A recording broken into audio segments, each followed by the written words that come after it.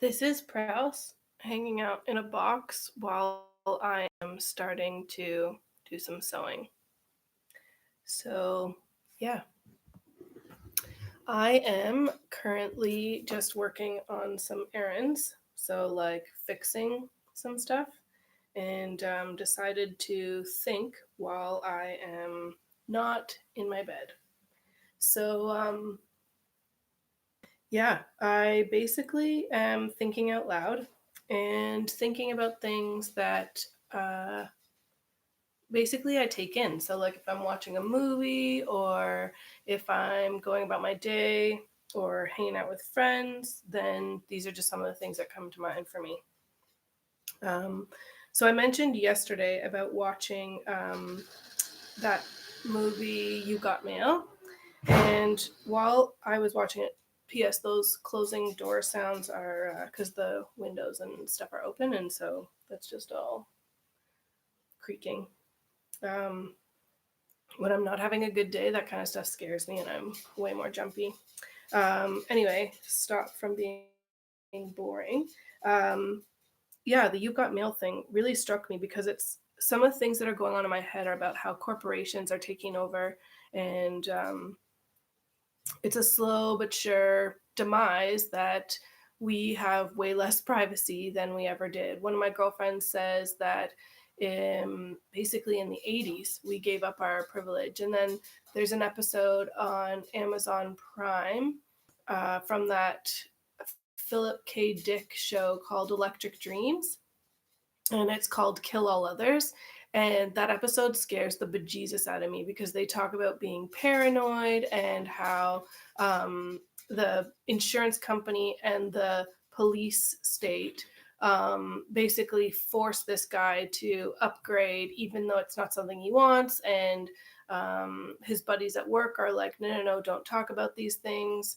And then today at TIFF, there was a panel for that movie, Just Mercy, and there's a line that they talked about, and they're saying that in order to stand up for injustice, sometimes you're going to have to say something when everybody's telling you to be quiet. And sometimes you're going to have to stand up when people are saying, sit back down.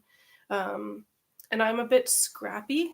One of my nicknames was Sparky for my friend's husband. And I really like that, but also recognize that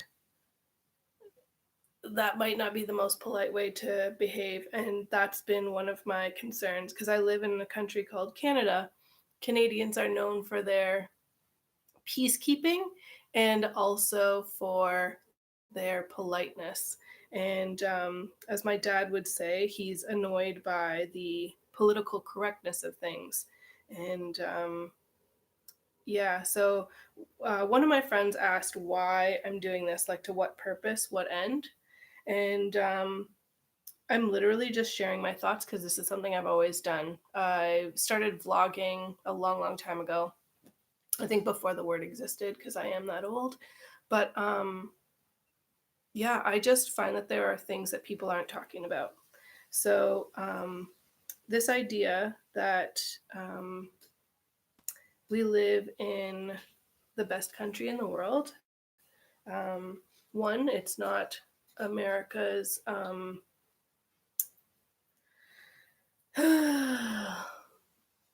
litigious, so very everything's legal. But really, we have to be careful with what we're saying here too, because I pause and there's dead air because A, I'm not a gifted trained speaker, but also because I'm not quite sure how to express what I'm thinking and feeling. Um, I have a whole bunch of emotions. Um, a lot of the times they're sad. Sometimes they can be super charged. But it feels like if you make an emotional statement, then the logic police, for lack of a better word, will come at you and question and but if you phrase something along the lines of, well, in my opinion, or this is the way it works for me, or in my life, and this is a very individualistic approach. and almost selfish. And again, I see the world through a lens of sexuality, for reasons I don't really want to go into right now, but everything has always been a double entendre for me. And I used to joke around that I have the mind of a 15-year-old boy, which I find very, very interesting to be at a place in time when technology allows for a medium like this to be for people who are playing video games. So just on their computer and literally um, just going about their day. So this home that I am currently in is my parents, and they are away for the next 10 days or something. And they have worked for a long time. And because my dad is in a career where he can do all the renos himself, they have a beautiful kitchen. They have a beautiful home. They've got all of these upgrades that are fantastic. Me, I live in a dingy little apartment. First, I had the first floor of a house. Now I'm in an apartment that feels like a prison cell. It is way too small for the two people that live there. And it is riddled with issues. And I have friends that are in apartment buildings owned by corporations who refuse to do the work that's required, or the landlords are um, playing a game with them. And then when you go to approach the things that are set up for them, like the landlord tenant board, they are not on the side of poor people. And I said that I started a hashtag called Ferocious Love at the beginning of the year. The other thing I did was started something called the Working Poor, um, because I've known, recognized for a little while that people are forced to work multiple jobs and have way less time. And some people have said, like, it's a miracle when a mom, a single mom, can find time to spend with her child when she's got like three jobs or whatever. Okay, but why does that mom have to work three jobs? Why is it that either her education didn't work for her, or she can't find a job, or she has to be with someone who decided to leave anyway? And it's just like all of these things add up for me. All of these things are connected. That we, if the society we live in is so selfish, then that means relationships are one of those things that you have to make a choice, a conscious effort. And what is the song? Shake It, like a Polaroid. And he says, thanks to mom and dad for sticking two together, because we don't know how. We don't know how. Um, and we watched the generation before us stick out really not good things. Um, and in the discussion of the patriarchy, it's like saying that women were subjected to having to behave a certain way, to speak a certain way, to think a certain way. And it took a certain kind of woman to kick that in the pants and say, I am going to fight on behalf of other women. So it's like the suffragettes at the turn of the century. And like essentially, we don't have people who think. Um, I don't know that we have common day philosophers that are listened to or renowned or spoken about the way the Greeks would have had. I mean, I don't know if they spoke about them either, or if it's just the historians that have decided the, take the words of I think, therefore I am, or things like that. Just a feather poking me. Um, and so, with the way that my mind jumps about, because I jump from like A to C to Q to L to, as opposed to A, B, C. And I, my mind just is sparked by lots of different things. And so, one of the things today was just how surreal it is to feel like you're living in a time where you can't speak your mind. we live in an amazing amount of freedom. We don't have a war that is looming over our heads necessarily, although there are a lot of countries that do. And I guess there was a hashtag a while ago, first world problems. And people don't remember more than a few weeks back, let alone a few years back, let alone learning things that have nothing to do with our generation. Um, and so, in saying that, I'm just trying to remember what I started with there, um, generations back. Um, and so, speaking things out and, um, oh, yeah, first world problems is that, you know, I didn't make the rules of how I'm supposed to live in this first world. And so, if I have an emotional response, I'm just wondering, is it selfish for me to talk about it? Because I don't like reading about that bullshit on Facebook, but I also don't really go on Facebook, and it just like it I keep feeling like you're damned if you do and you're damned if you don't. If you are trying to raise a family, well, then you're not socializing. And so then you have to find ways to be in a mommy group or find a play date or something like that. And I'm only picking this up from movies and speaking with friends because I've always been the friend that will babysit or what have you. I didn't want to be someone who grew up without being married or without kids or whatever, but that's a whole other ball game. I think because I don't um, submit easy, that it's been a problem for some of the guys that I've met. And it's a little easier now for women because men have been raised by these strong women. And I think my generation is a little bit of the gap, the X generation, X gen or whatever we're called. Anyway, I'm bouncing all over the place. So, moms who are forced to then like attend PTA meetings, or, if you're part of a certain social strata, you've got a certain uh, obligation to act or behave in a certain way. And the only ways that you have to misbehave are through affairs or things like that. So, or to, like you're in loveless marriages. And I think of the movie The Nanny with Scarlett Johansson, and she's um, uh, basically this mom is treating her like shit and is aware that her husband's having these affairs. And that makes me think about the Latina societies. And there's a prayer. I think I don't remember if it's a Portuguese family, but it's just like this joke prayer, like, Dear God, please don't let him be cheating on me. And then, as I guess the first anniversary comes, oh God, please don't let me find out about it. Or, oh God, please don't let me meet her.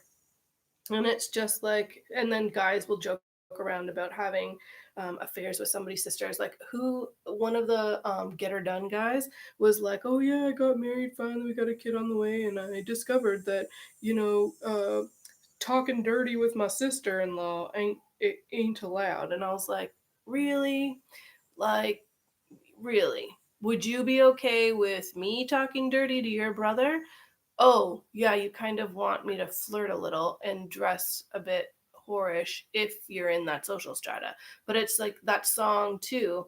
I want to freak in the sheets and a lady on the streets and a freak in the bed, or whatever the song is. And it's just, I have zero problem with sex. And it's many fun and um, possibly elaborate or kinky or what have you. What I'm having a problem with is that A, people seem to think that there isn't more attached to this natural thing. And in saying that, it almost removes the emotion and the spiritual and the connection that all those three things are wrapped up in one um, aspect from it, so that there isn't any sacredness to that act. And I'm only saying that in the realm of the way we eat, the way we approach work, the way we approach mindfulness. So when we look at doing something with intention, then it adds a weight and responsibility to things that isn't there otherwise. And so when I say sacredness, that's all I'm referring to. That there is there's something that says this is worth more than just this. And when we treat people like they're just throwaway, like, McDonald's takeout, or to me, this sounds completely trite and completely old hat, because this is just the way I've thought and discussed and pontificated for a long time. So forgive me if I have not got like la or oomph or whatever. It's just, this is stuff that I've been ruminating on for so long, and I'm just decided to start talking about it like this. So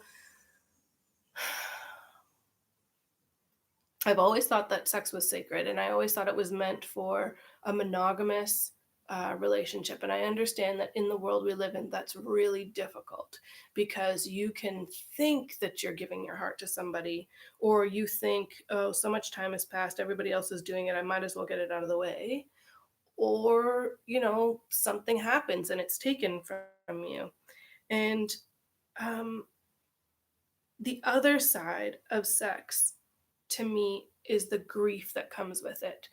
And that grief is sometimes from broken relationships, sometimes from um, things that we regret, sometimes from things we wish we could change. And if you have a society steeped in guilt and shame and fear, now engaging in sexual activity that is so flippant,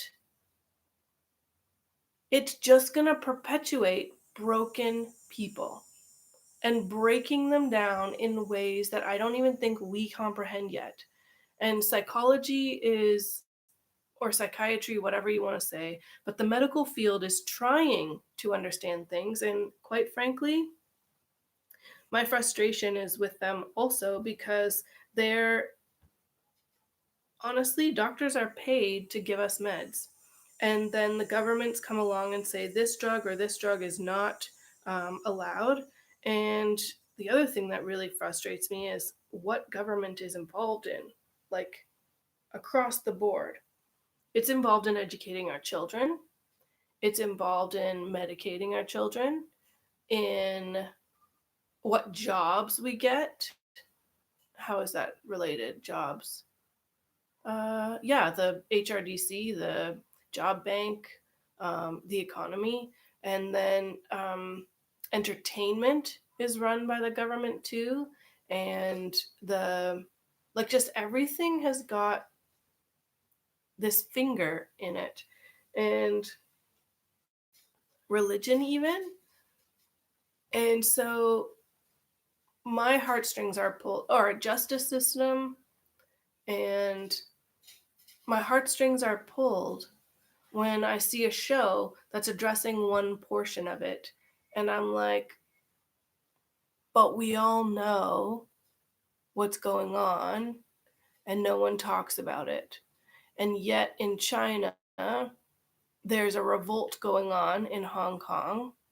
And how many millions and millions of people are there? And look at Napoleon's times, where the people rose up against the bourgeoisie. And I'm obviously not calling for violence or anything like that, but why is it that capitalism allows for strong people to put strong people in power, to keep the strong people there and scare the rest of us? And so, yeah, my mind is jumping all over the place. I will keep repeating that so that I can have a moment to remember what I'm saying and to carry on. Um, so, when it comes to the selfishness part, so with sex and being able to stick things out, not stick things in, haha, there is a thing I learned a long, long time ago, one, only boring people get bored. And so I never really had to sit and stare at my phone, although now I do because I'm bored now. But I'm trying to find things to occupy my mind or occupy my time. But the other is that you treat others the way you want to be treated. And I think people are so bogged down by pain and hurt and busyness and stress, that they forget how they want to be treated and they can't really express what they want. They know that they don't want to be alone. And so they settle into what I have heard the term coined relationships. And so selfishness literally just carries that on because, in one sense, selfishness is um, beautifully worked out in a long term relationship. And by beautifully, I mean you are deciding to do life with someone and you just continue to face things together, good or bad, and it's a choice. And I remember someone said to me as a teenager, like, love is a choice, not a feeling. And I understood that that was an element, which is why it was hard for me to kind of settle with somebody too early, just because I knew what the pitfalls were going to be. Um, and I say new as in, like, I've seen so much and talked to so many different people. I was just like, okay, well, I don't want to deal with that. I don't want to deal with the childishness of a partner. Um, but at the same time, that beauty gives way to habits, and those habits can be good or bad. And the act of doing something with someone as a together thing really takes away from the terror that can be held in loneliness. And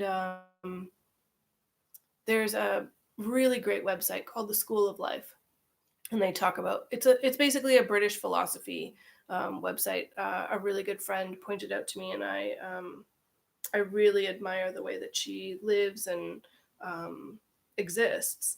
And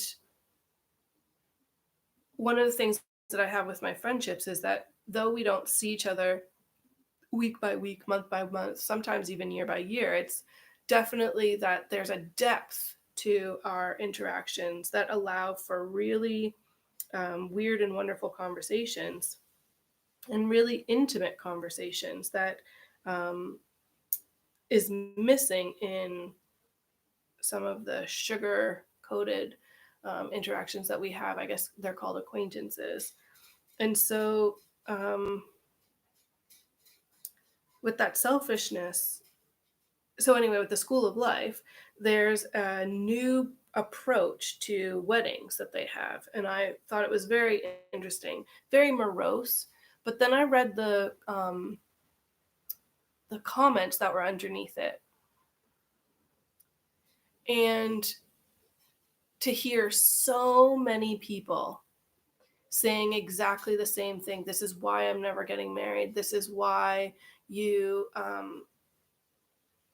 I'm going to make sure that the person I'm marrying reads this. I want us to be humble. I want, this, or I want that. And the point of them redoing this, um, call from 90522847767. Sorry. The reason that they do this new ceremony is because people require ritual in order to put weight to something a lot of times. So it's like adding a sacredness to things.